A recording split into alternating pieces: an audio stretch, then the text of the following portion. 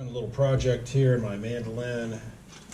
Played music with the Kells last night at the wonderful Natalie's, and tested out this test version of a alteration to the armrest that I'd put on this red diamond mandolin. I played for 40 years a unicorn mandolin, and finally it was kind of worn out. I was looking for a replacement, and the top end mandolin maker lives about an hour's distance from where I am here in central Ohio. Red diamond, diamond crosty, and I love the sound of this thing. It's just full of sustain and clarity.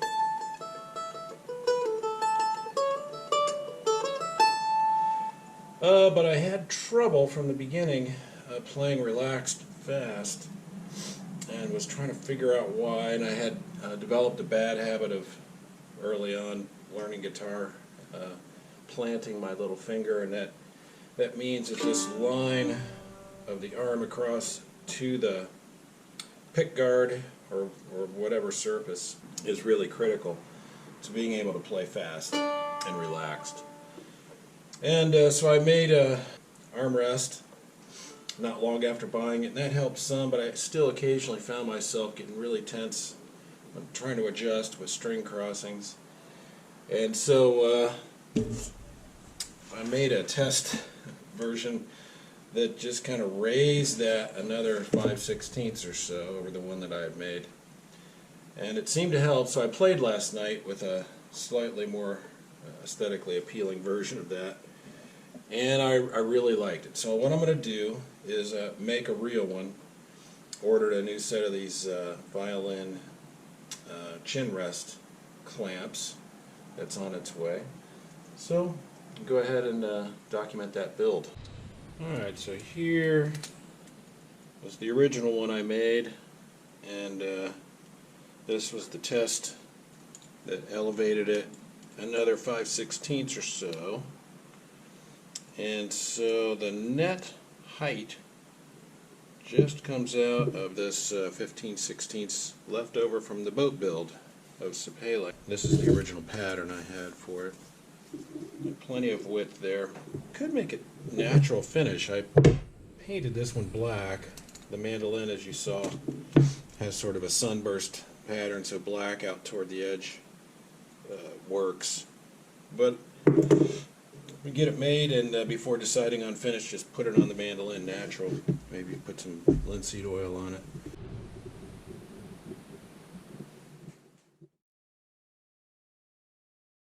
Oh man, I just had a thought. I have this leftover piece of beautiful bird's eye maple from making a salt shaker for my wife. And if I were to natural finish this, the contrast of the lighter maple grain and that beautiful bird's eye in there, I mean, it'd be fun to have a piece of the boat on the mandolin, but and it's wide enough. I could get my height. Yeah, I may have to take a try.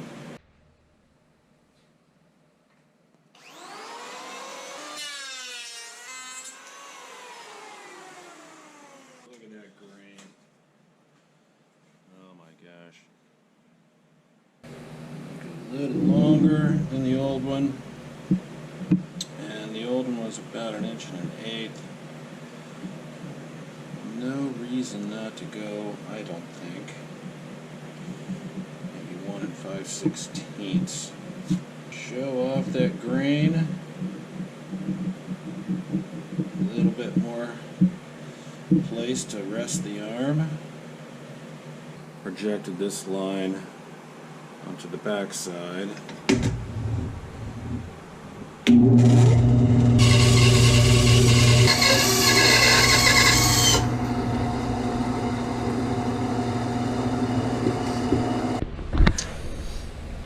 Alright, I've got it down to pretty decent parallel surface not good enough at sharpening my planes to get a clean cut across this super hard stuff, but enough, I think, to go ahead and complete this.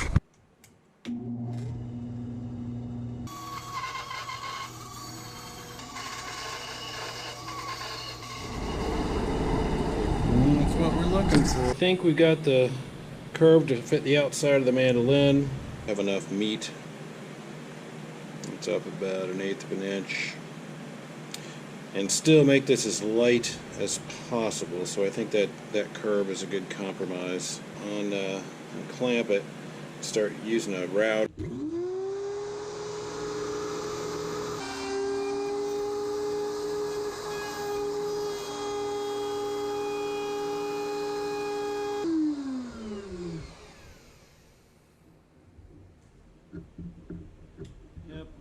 Stair step down.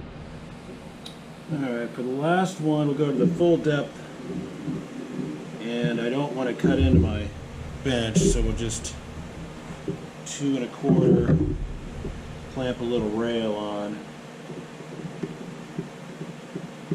and work in from there.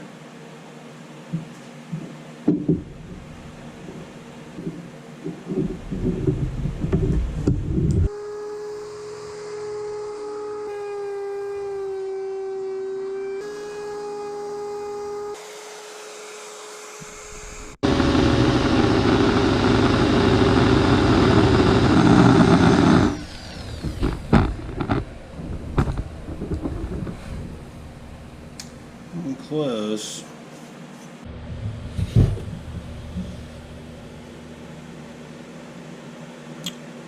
That's the basic idea. Boy, I think that'll look really pretty.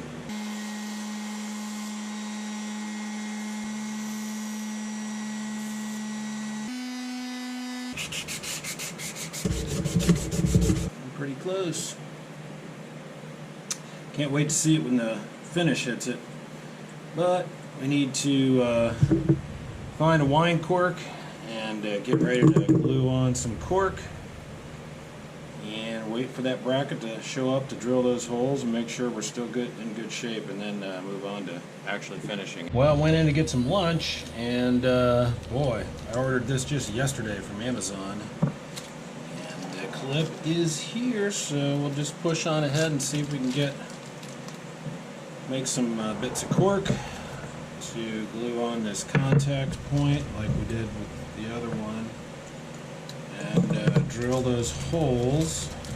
So slice up some cork, drill some holes, see if it'll install, and then move on to seeing that grain light up. Piece of wood with a 90-degree on it. I've marked the location, 1 5/8 apart on center.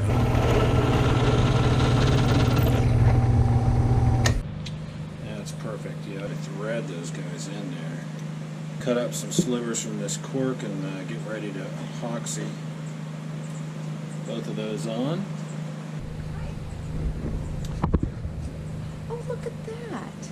Isn't that pretty? I think when the finish hits it. Oh, it's going to be really good.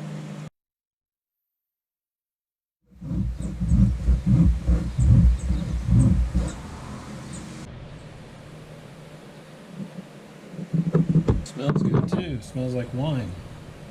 Really wish I had for this is like CA quick.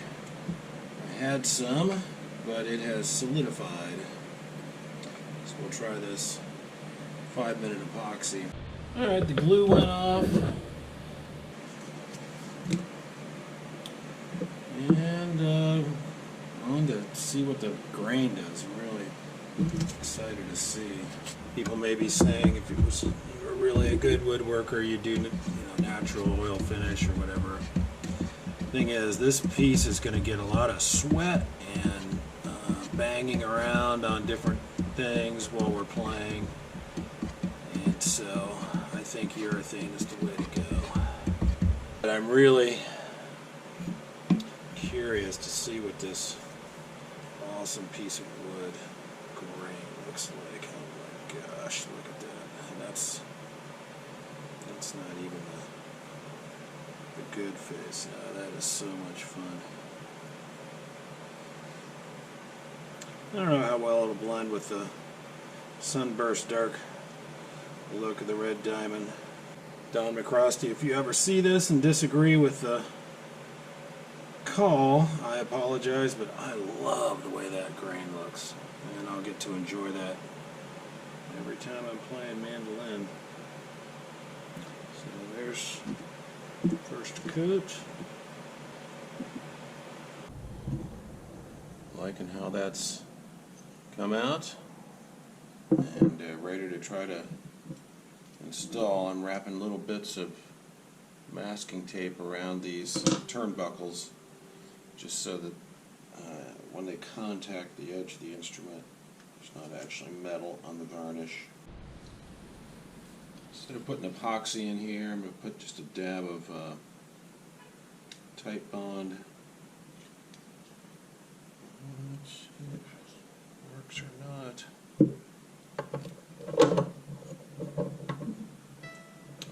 Oh no, I was worried about that. Don't have enough threads after all the cork I put on there. I miscalculated on the max distance for this unit. Drilled 2 new holes. Actually, it was not necessary to go so high. There's enough meat in there to take these threads. So let's see if that gives me enough height to get over. Okay, plenty. And plenty of threads left.